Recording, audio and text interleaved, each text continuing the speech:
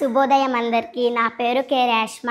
నేను మా మా ఫ్రెండ్స్తో కలిసి మా ఊర్లో రవి గారిని కలిసినప్పుడు ఆయన చెప్పిన కథ నాకు చాలా స్ఫూర్తినిచ్చింది. రవి గారు పుట్టుకతోనే వినికిడి లోపం ఉన్నప్పటికీ తన జీవితాన్ని ధైర్యంగా కొనసాగించారు. చిన్నప్పుడు ఇతర పిల్లలు అతనిని ఎగతాళి చేశారని చెప్పారు. కానీ అవన్నీ మనసులో పెట్టుకోకుండా అతను ముందుకు సాగారు. అతనికి చదవాలని కోరిక ఉన్న ఆ రోజుల్లో పాఠశాలలు అందుబాటులో లేకపోవడంతో ఆయన చదవలేకపోయారు.